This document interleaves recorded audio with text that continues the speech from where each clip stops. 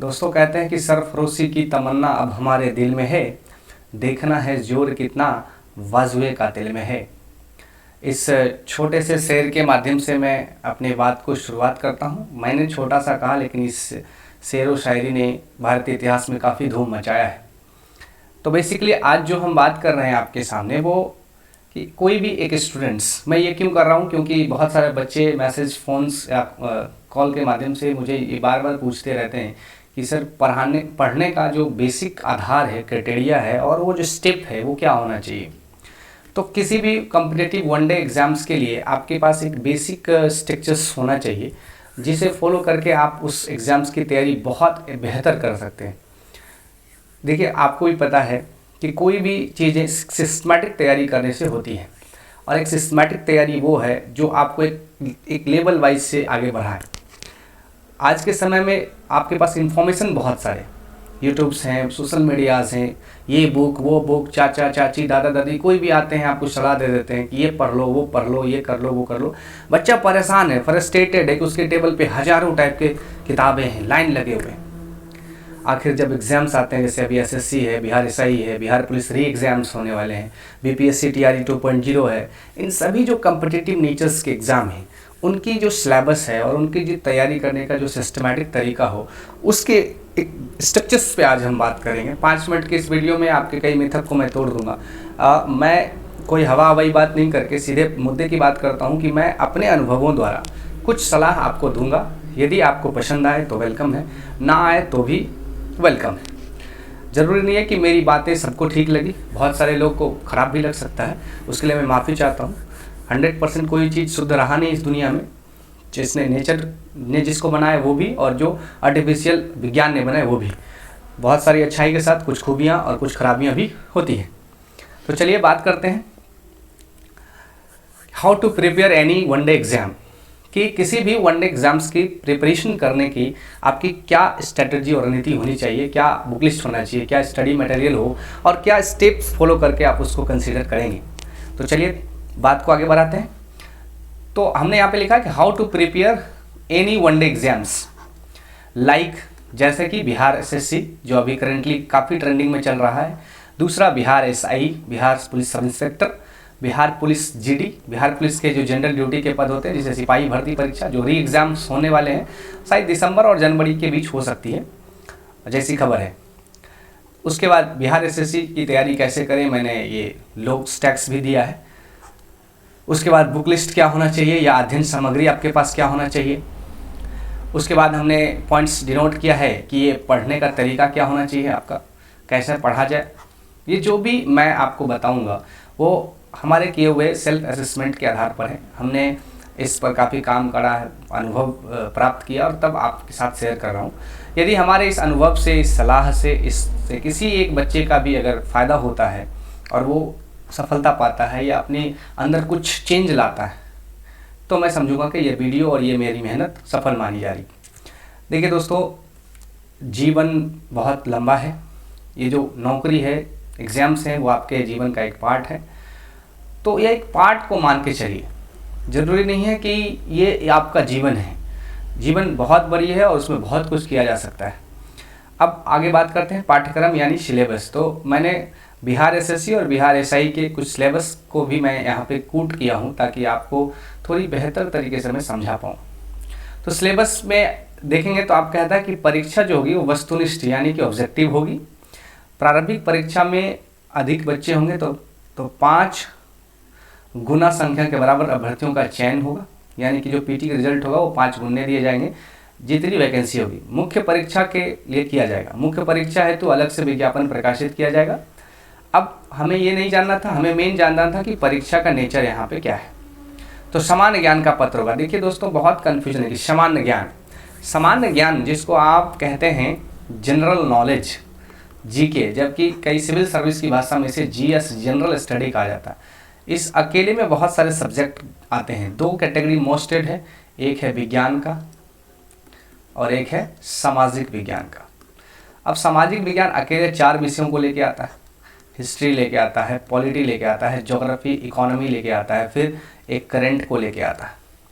विज्ञान अपने साथ 3 से 4 विषय लेके आता है, एक फिजिक्स, दूसरा केमिस्ट्री और बायो, और कहीं किसी किसी एग्जाम में कंप्यूटर को भी कंसीडर किया जाता है, कंप्यूटर से कुछ सवाल पूछे जाते हैं। तो यहाँ जो बिहार एसएससी कहता है वो कहता है कि मैं समान अध्ययन के बारे में आपसे पूछूंगा, समान विज्ञान और गणित के बारे में पूछूंगा, और मानसिक क्षमता जांच परीक्षा पूछूंगा। मानसिक क्षमता तो सब विषय तो आ ही गए आपके, समान अध्ययन, समान विज्ञान भी लिखा हुआ है, समान अध्ययन भी लिखा है, गणित भी लिखा है, मानसिक क्षमता और जांच लिखा है। वस्तुनिष्ठ और बहुविकल्पीय होंगे, 150 होंगे प्रश्न, ये सभी आपको पता ही होगा, 4 अंक मिलेंगे, 2 घंटे 15 मिनट की होगी। तो बात इस पर नहीं है, बात इस पर है कि पढ़ना कैसे है। एक और एग्जाम्स हैं जिसका सिलेबस हम लोग पहले देखते हैं, फिर बात करेंगे पढ़ना कैसे। देखिए एक और एग्ज़ाम है जिस एग्ज़ाम का नाम है बिहार एसआई। बिहार में पुलिस सब इंस्पेक्टर जो होती हैं, जिसने डबल स्टार जिनके कंधों पे लगता है, वो एसआई होते हैं, सब इंस्पेक्टर जिसे कहा जाता है, जिसे आमतौर पर दरोगा कहा जाता है। नियुक्ति की प्रक्रिया लिखित परीक्षा, प्रतियोगिता परीक्षा है। आवेदन संग्रहण होने के पश्चात जो भी है परीक्षा का प्रथम चरण होगा। उस परीक्षा में 100 नंबर के 200 नंबर के सवाल होंगे। तो ये 200 अंक का एक पत्र होगा, ये इम्पोर्टेंट है। इस 200 अंक पत्र में कुल प्रश्नों की संख्या 100 होगी, 2 घंटे की परीक्षा होगी। समान ज्ञान, देखिए यहाँ भी क्या लिखा हुआ है, समान ज्ञान, और क्या लिखा है, समसामयिक मुद्दे, यानी कि करंट अफेयर की बात कर रहा है। बस उसके बाद इसमें 20 गुना रिजल्ट आपको दिया जाएगा, मेंस में क्वालिफाई करेंगे, क्योंकि इसमें 3 स्टेजेज हैं। तो बच्चे छठते बहुत हैं, इसलिए ज़्यादा से ज़्यादा बच्चों को पास आउट किया जाता है। मुद्दा ये है कि अब बात करते हैं कि क्या आपका स्टडी मटेरियल होना चाहिए। उसके बाद इसके मेंस के पेपर में भी देखेंगे तो द्वितीय पत्र, तो समान जो मेंस का एग्जाम्स होता है उसमें समान अध्ययन है, समान विज्ञान है, नागरिक शास्त्र, भारतीय इतिहास, भारतीय भूगोल, गणित, मानसिक क्षमता। तो लगभग आपने देखा मानसिक क्षमता बिहार एसएससी में भी था, गणित वहाँ भी था, समान विज्ञान वहाँ भी था, और समान अध्ययन वहाँ भी था। तो अपना देख रहे हो कि दोनों अलग अलग आयोग परीक्षा कंडक्ट कराएगी, बीपीएसएससी और वो एसएससी आयोग है, बिहार एसएससी है, बीएसएससी।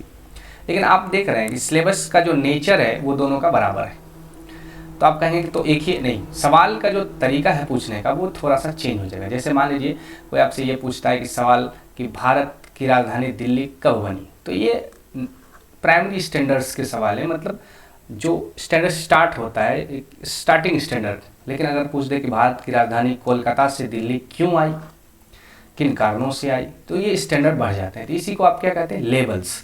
तो कई परीक्षाओं में लेवल्स चेंज हो जाते हैं, आपकी टॉपिक्स, आपके सब्जेक्ट वही रहते हैं, लेवल चेंज हो जाते हैं। तो चलिए बात करते हैं कि इन परीक्षाओं में आपने देखा कि सिलेबस का जोड़ा एक ही है, समान अध्ययन यहाँ भी है, वहाँ भी है, समान विज्ञान यहाँ भी है, वहाँ भी है, और मानसिक क्षमता और जांच यानी रीजनिंग वहाँ भी, यहाँ भी, गणित यहाँ भी, वहाँ भी, और संबंधित मुद्दे जो भी हैं सारे यहाँ वहाँ हैं। तो कुल मिलाकर अगर कोई बालक या बालिका एसएससी के भी फॉर्म भरें, एसआई के भी फॉर्म भरें, या फिर कोई भी वनडे एग्ज़ाम के फॉर्म भरें, तो कमोबेश उसकी जो स्ट्रक्चर्स होते हैं वो लगभग इसी के होते हैं। देखिए बेसिकली क्या होता है, फर्स्ट ऑफ ऑल एक सामान्य विज्ञान, एक सामान्य सामाजिक विज्ञान, तीसरा क्या हो जाएगा आपका एक रीजनिंग्स, चौथा क्या हो जाएगा आपका मैथ्स, और पांचवा करंट अफेयर। तो अगर ये सामान्य ज्ञान और सामान्य विज्ञान को मिला देंगे तो ये हो जाएगा आपका जीएस या जीके। तो कोई भी एग्ज़ाम का आप नेचर देखेंगे तो उस एग्ज़ाम्स के नेचर्स को आप ठीक से अगर डीपली समझने का प्रयास करेंगे तो आपको पता चलेगा कि उसमें मूल रूप से जो बिहार लेवल के एग्ज़ाम है, बिहार लेवल की भी बात कर रहा हूँ, जैसे Bihar SI, BPSC, civil service और बिहार दरोगा, बिहार एसएससी, पहला जो टॉपिक है वो हम ले लेते हैं, मान के चलिए सामान्य ज्ञान या अध्ययन, सामान्य ज्ञान या अध्ययन, जीएस या इसे जीके कह सकते हैं। ठीक है जी, इसमें सारे आ जाएंगे।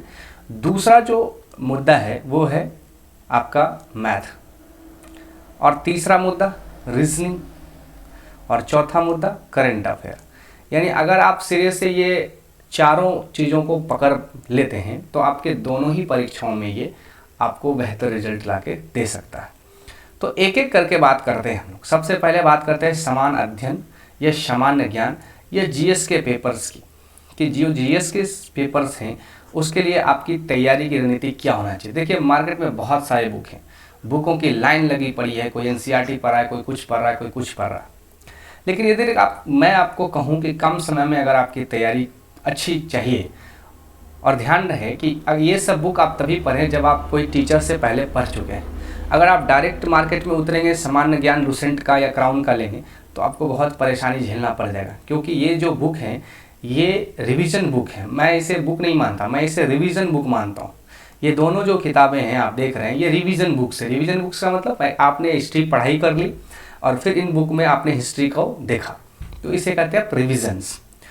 तो मेरी सलाह में तो बुक कौन सा है पहले वो देख लेते हैं, फिर पढ़ने का तरीका देख लेंगे। तो पहले नंबर में सामान्य ज्ञान के लिए या सामान्य अध्ययन के लिए आप ये अथवा ये दोनों में से कोई एक बुक लीजिए। यदि आपके पास लुसेंट है तो बेस्ट है, अगर लुसेंट नहीं है, क्राउन है, तो भी बेस्ट है। अगर इन दोनों में से कोई नहीं है तो आपको खरीदने की ज़रूरत है, तो आप क्राउन को खरीदें। बात समझ गया? तो जनरल स्टडी पेपर के लिए आपको इन दोनों में से कोई एक बुक लेना है, चाहे आप लुसेंट ले लें, चाहे आप क्राउन ले लें। यदि आपके पास लुसेंट पहले से है तो वही रखें, खरीदे ना, पैसा मत बर्बाद करें, एक ही बुक रखें लुसेंट। यदि लुसेंट नहीं है, क्राउन है, तो भी आप क्राउन को ही रखें, लुसेंट खरीदने दौड़ के मत जाइएगा।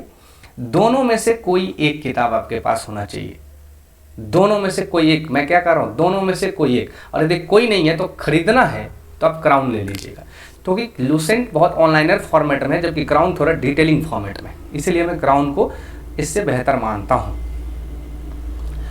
अब उसी जीएस के सेगमेंट में दूसरा जो पार्ट कवर करेंगे वो सामान्य ज्ञान या समान अध्ययन का एक ऑब्जेक्टिव क्वेश्चन का किताब आता है। लुसेंट का भी आता है, क्राउन का भी आता है। आप कहेंगे लुसेंट समान ज्ञान और साथ में ऑब्जेक्टिव भी दे, दोनों बुक आपको दिया जाएगा। फिर मैं यहाँ कह रहा हूँ या तो आपके पास लुसेंट का होना चाहिए या आपके पास क्राउन का होना चाहिए, दोनों में से कोई एक होना चाहिए अथवा में। क्लियर है जी?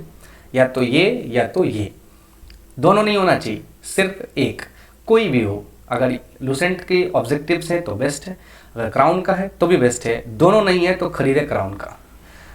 चलिए, तो ये इस दो किताब से, मतलब एक सामान्य ज्ञान के लिए और एक ऑब्जेक्टिव, तो दो किताबें, एक सामान्य ज्ञान और एक ऑब्जेक्टिव, आपकी सामान्य ज्ञान की नीड को फुलफिल कर देगा।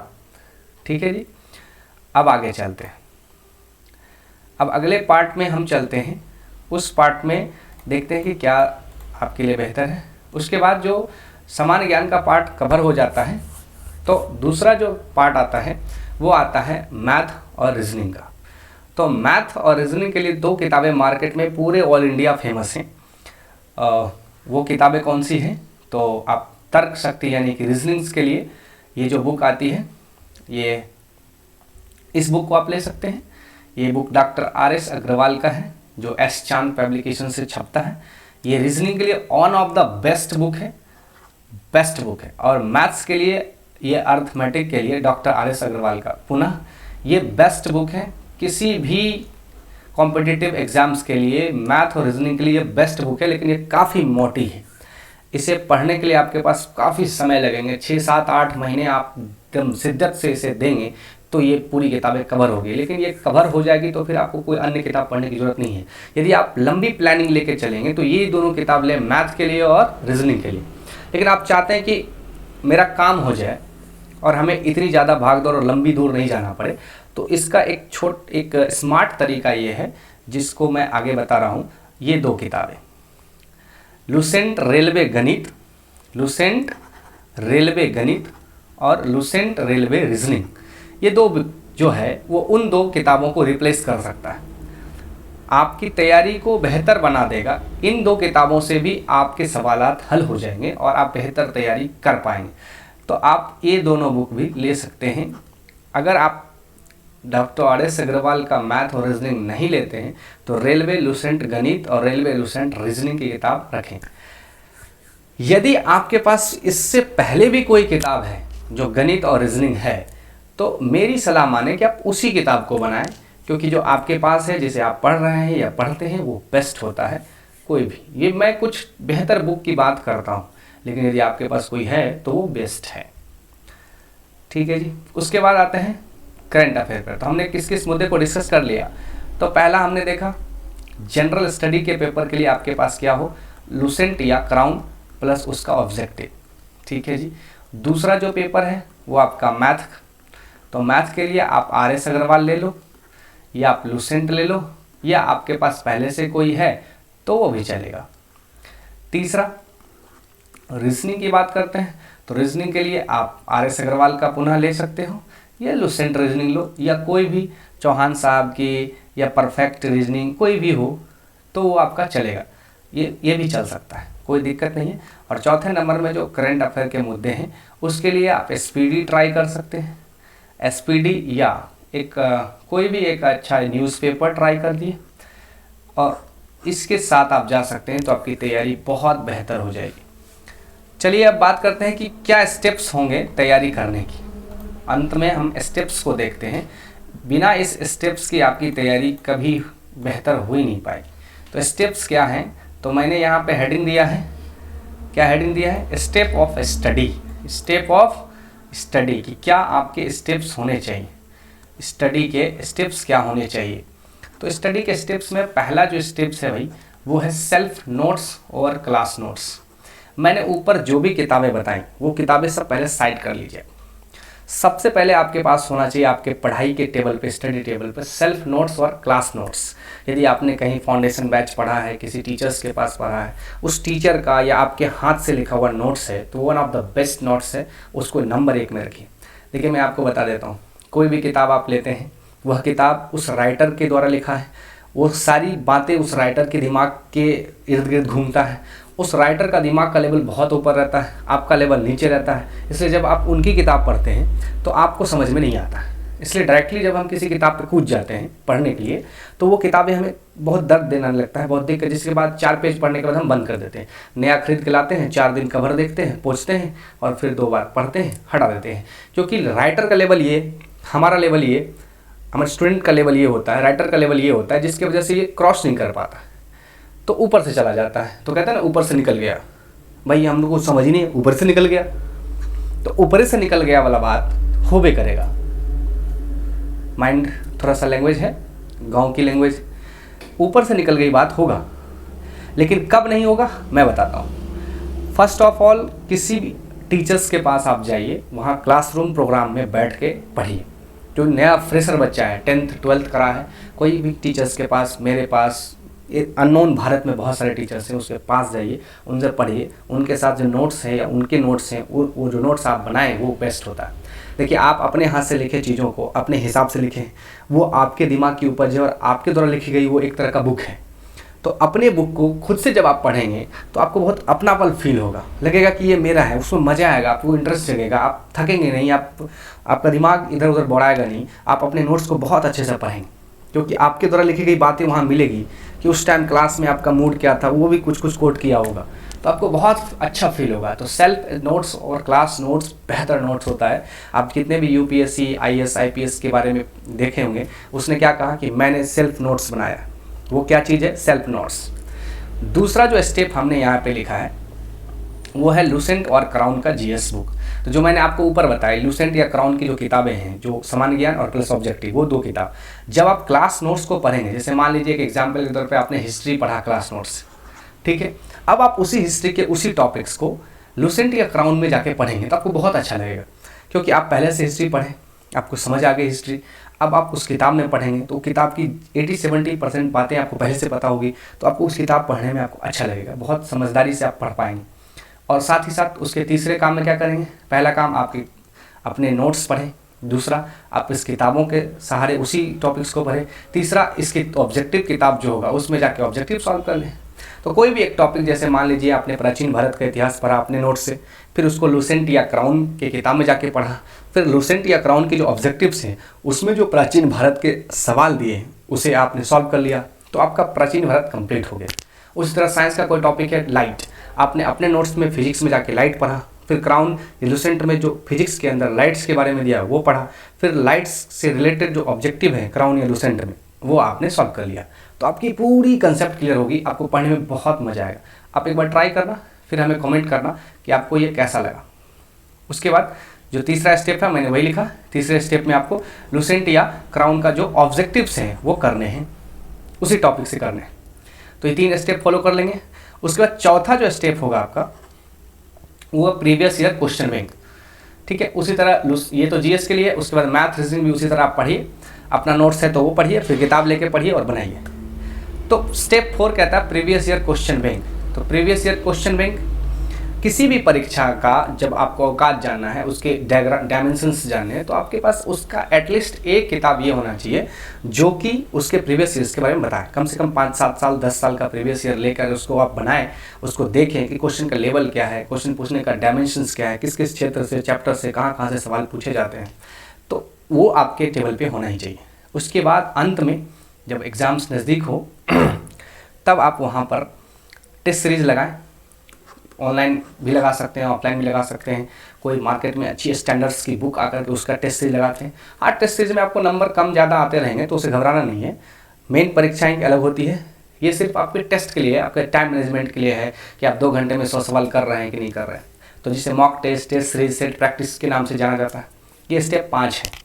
और सेट प्रैक्टिस उसी समय करें जिस समय आपकी परीक्षाएँ होने वाली हैं, क्योंकि आपका माइंडसेट उस समय डेवलप करेगा कि आप 100 सवाल हल कर पाएंगे। तो कुल मिलाकर जब हम समरी करते हैं इन वीडियोस का या इन बातों का, तो लास्ट में हमारे पास हाथ पे में गिना देता हूँ। पहला स्टेप क्लास स्टडी नोट्स, दूसरा स्टेप लुसेंट या क्राउन का जीएस, तीसरा स्टेप उसी का ऑब्जेक्टिव, चौथा स्टेप जो आपका स्टेप होना चाहिए वो मैथ्स और रीजनिंग की वो किताबें और आपका क्लास नोट्स वही हो जाता है। और पाँचवें स्टेप में आएगा प्रीवियस ईयर क्वेश्चन बैंक, और 5वें स्टेप के बाद 6ठे स्टेप में जब जाएंगे तो वो होगा हमारा सेट प्रैक्टिस। इसके अलावे आप कुछ मत पढ़िए, मेरी सलाह मानिए तो कुछ मत पढ़िए। करंट के लिए करंट के स्पीडी या एडुटेरिया या फिर घटना दर्पण कोई भी एक कंसिडर कीजिए, अखबार पढ़ लीजिए, समय मिले तो कुछ न्यूज़ चैनल्स वगैरह देख लीजिए बस। तो कुल मिलाकर आपके टेबल पे इर्द गिर्द एन केन प्रकार की किताब ना रख करके आप मेरे कहने पर एक बार इतना रख करके आप स्टडी करके देखो। एक कहावत है लेस इज़ मोर, जितना आप कम रहेगा उतना ज़्यादा आपको फ़ायदा करेगा। देखिए 20 किताब लेने से बेहतर है कि एक ही किताब लेकर 20 बार पढ़िए। कोई भी किताब अपनी शिद्दत से राइटर द्वारा लिखा जाता है। कितना भी आप ताकत लगा लेंगे तो 100 में से 100 सवाल आप जीवन में कभी हल नहीं कर पाएंगे, लेकिन किसी भी किताब को अगर 20-30 बार आप पढ़ लेंगे तो उस किताब में उतने कंटेंट हो जाते हैं जो 70, 80, 85, 90 सवाल आपके हल करा देंगे। तो मेरी राय में मेरे जो अनुभव कहते हैं कि अलग अलग किताब ये ले लो, वो ले लो, फलना पब्लिकेशन, चिलना पब्लिकेशन, इससे बेहतर है कि आप एक फ्लो वे में तैयारी करें, एक कंसिस्टेंट स्टडी मटेरियल हो और उसे पढ़ते हुए आप आगे बढ़ सकते हैं। इन तमाम चीज़ों को आप देखें, समझें। कैसा लगा हमारा ये छोटा सा प्रयास आप ज़रूर कमेंट बॉक्स में लिखें। और फिर लास्ट में मैं बता दे रहा हूँ, सबसे फर्स्ट और बेस्ट दुनिया का पहला नोट्स होता है आपका क्लास नोट्स, जिसे आपने लिखा है, तो उसे टेबल पे रखें नंबर 1। नंबर 2 जीएस के लिए लुसेंट या क्राउन की कोई किताब रखें, साथ में उसका ऑब्जेक्टिव रख लें। फिर मैथ और रीजनिंग के लिए एक एक किताब रख लें। अगर आपका स्टडी नोट्स क्लासरूम है तो वही रख लीजिए, कोई दिक्कत ही नहीं है। फिर प्रीवियस ईयर क्वेश्चन बैंक एक रख लीजिए, जिस भी एग्जाम की तैयारी करते हैं, बिहार एसआई हो, बिहार एसएससी हो, जीडी हो, किसी का भी। और लास्ट में एग्जाम के 1 महीने 15-20 दिन पहले आप 10, 15, 20, 25, 30 सेट मार लें, जिससे आपको टाइम मैनेजमेंट, आइडियोलॉजी सब समझ में आ जाए। तो इन 4-5 काम ही करना है, ज़्यादा किताब नहीं पढ़ना, और इसी को बार बार पढ़ते रहना है। तो आप एक दिन पाएंगे कि आप एक बेहतर स्थिति में होंगे। वो कहते हैं ना कि कोशिश करने वालों की कभी हार नहीं होती है। हरिवंश राय बच्चन जी की कविता है, बहुत बड़ी कविता है। उसमें एक बहुत प्यारा लाइन है कि कोशिश करने वालों की कभी हार नहीं होती है। और आगे कहते हैं कि लहरों से डरकर नौका पार नहीं होती, कोशिश करने वालों की कभी हार नहीं होती। तो कोशिश करिए। और फिर लास्ट में हम ये कहते हैं कि आपकी जीवन बहुत बड़ी है, इस जीवन का हिस्सा है कॉम्पिटिटिव एग्ज़ाम, नौकरी वगैरह वगैरह। जीवन नहीं है, जीवन नहीं है, नौकरी आपका जीवन नहीं है। इस जीवन में नौकरी, इसके अलावा बहुत कुछ करा जा सकता है अगर आप चारों तरफ देखें तो। इसलिए उसी तरह तैयारी करें। हाँ, फेलियर होता है, फेलियर हुए हम लोग भी, हम भी हैं, सारे लोग अपने जीवन में फेलियर होते हैं, हम लोग भी हुए। फिर धीरे धीरे चीज़ों को अपने क्षेत्र से करते हुए आगे बढ़ते हैं और एक दिन आपको सफलता मिलेगी, ये मेरा वादा है। आप एक कंसिस्टेंट वे में तैयारी करें। आज के लिए इतना ही, मिलेंगे नेक्स्ट वीडियो में। तब तक के लिए जय हिंद, जय भारत। यदि आपको वीडियो कंटेंट अच्छा लगे तो अपने दोस्तों को शेयर करिए। और अगर आपको लगता हो कि ऐसे अपडेट्स और ऐसे मेरे थॉट्स और वीडियोस या आप के हेल्प के लिए अच्छा है तो नीचे सब्सक्राइबर बटन है उसे दबाएं और बेल आइकन पर क्लिक कर दें, ताकि जब भी मैं कोई इन्फॉर्मेटिव वीडियो या क्लास के बारे में बताऊं या फिर कोई टॉपिक्स पढ़ाऊं तो आपको सूचना मिले, और ताकि आप आसानी से मुझे यूट्यूब पर देख सकते हैं। जिसके लिए आपका बहुत बहुत धन्यवाद। यदि आप सब्सक्राइब करके हमारे सब्सक्राइबर बनते हैं, इसके लिए कोई चार्ज नहीं है, एक छोटा सा सब्सक्राइबर है जिस बटन देकर दबा देंगे, और फिर लाइक कमेंट और शेयर करना ना भूलें। मिलते हैं नेक्स्ट वीडियो में। जय हिंद, जय भारत, नमस्कार।